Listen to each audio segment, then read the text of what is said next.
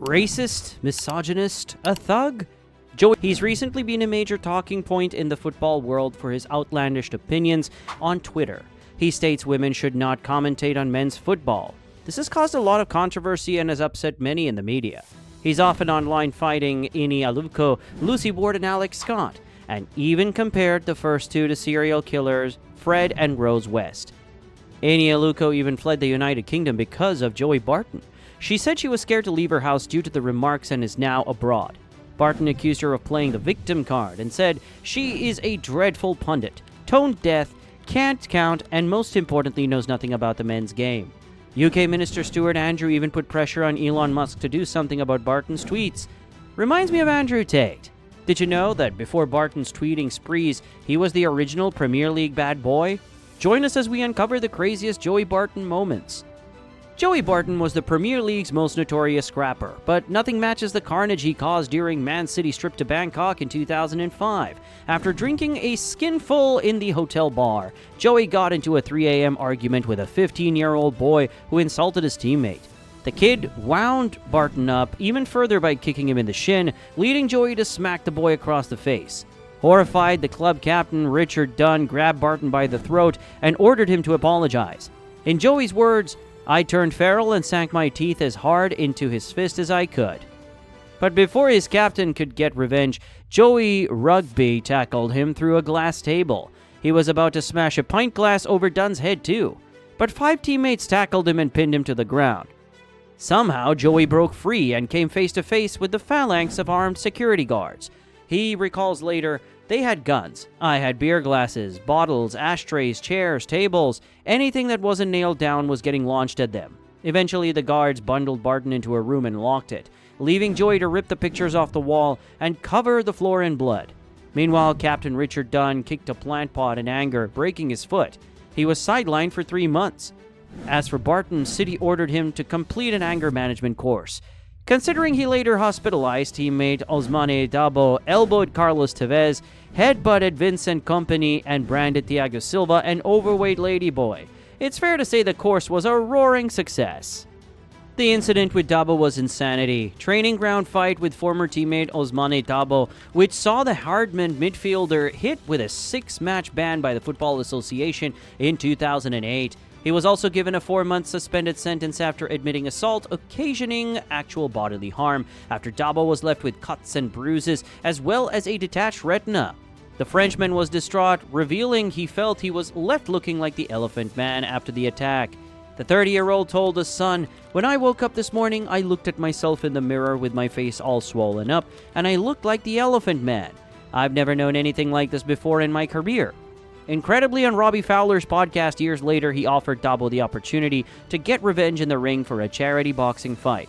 With the booze flowing to celebrate the festivities at Manchester City's Christmas party, there was plenty of opportunity for footballers to behave badly. But Barton did more than that. After young star James Tandy thought it would be hilarious to set Barton's shirt on fire, the tempestuous bad boy was filled with rage. He retaliated by stubbing a lit cigar in Taddy's eye, which resulted in a fine of 6 weeks' wages and an apology to despondent boss Kevin Keegan. In 2008, Barton was sentenced to 6 months behind bars for common assault and affray during an incident in Liverpool city centre. The incident didn't leave Barton in the best light, punching a man 20 times and breaking a teenager's teeth. CCTV captured the fight, and with the once-capped England star already on bail over an allegation of criminal damage involving a Liverpool taxi driver and that fight with Dabo, the book was thrown at him. Barton was convicted of assault and served 77 days in prison. Joey's brother Michael was jailed for life alongside his cousin Paul Taylor for the 2005 murder of 18-year-old Anthony Walker.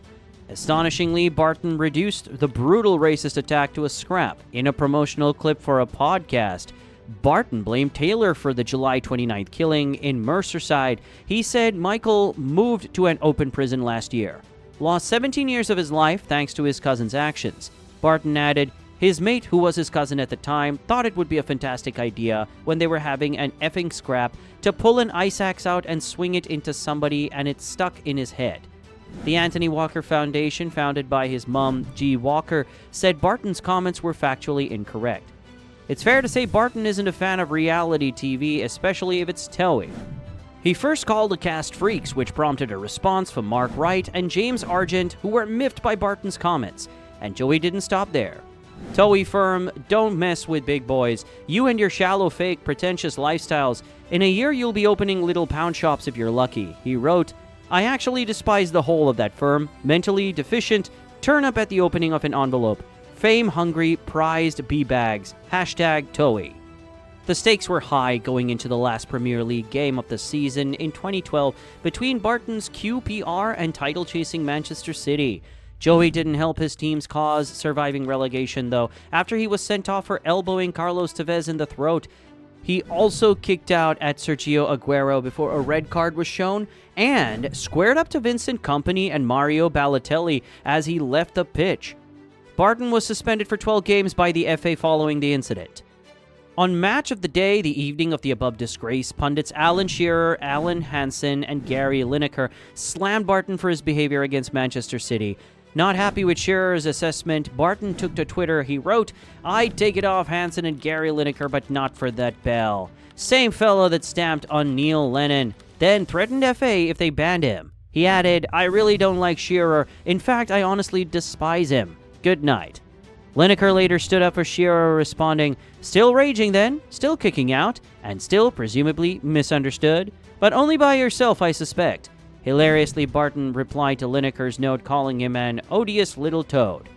It's fair to say through the years, Barton was a target for rival fans, and in a game against Everton playing for Manchester City, the local boy got all sorts of abuse. However, it didn't call for this sort of reaction. Exposing his bare bum towards abusers, he was fined for the incident, and a police investigation was called. Former midfielder explained the context of the gesture years later, saying, Ibra didn't like it because things weren't going his way, and he told me in no uncertain terms Zlatan had insulted Joey Barton first. So I said to him, stop fouling me, don't put your hands on me, then the ref won't give a foul. And he's saying, you're meant to be a strong man. Stay on your feet. I'm like, well, I'm not going to stay on my feet if you're fouling back. Then I made the gesture, which was caught by the camera. And this is the meme that goes around every time anything is said by me about Ibra. Joey Barton made a joke about it last year on Twitter when Zlatan Ibrahimovic retired. His personality is perfect for a certain section of the internet, with channels like Anything Goes with James English and Dapper Laughs menace to sobriety, giving platforms to prominently controversial men who veer between detailed and often glamorized accounts of their misdeeds and hand-wringing redemption moments. Barton is a man with an increasingly common affliction. His autobiography, No Nonsense, which I read once in the doldrums period between Christmas and New Year, is the perfect summation of this, and a glimpse into an astonishing egotism. Barton is never quite sure whether he has to apologize for his actions or if he has done nothing wrong in the first place. He's sorry for hurting people, but most of them deserved it anyway. The publication of this myopic and one-sided account also seemed to have coincided with the end of his media career, but it does seem strangely ahead of its time. Barton is the perfect symbol of misplaced British male rage, a man who certainly wasn't handed the best card in life, who made a lot of mistakes as a young footballer, but one who ultimately refuses to grow in any meaningful way, and instead exploits his notoriety while pulling off an act of cloying, half-hearted contrition. But what's most disappointing about his actions is that he is essentially defending people who never gave him the time of day.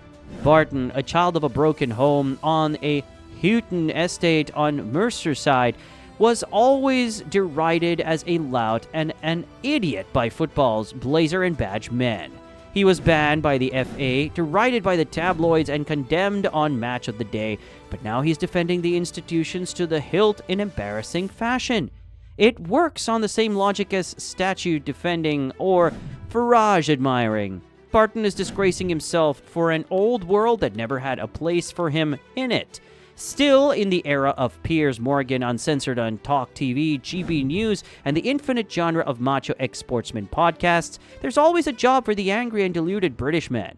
Barton wanted to be Cantona. Instead, he's become Richard Keys. What do you think? Is Joey Barton's antics part of freedom of speech, or is he attention speaking? Let us know your thoughts below.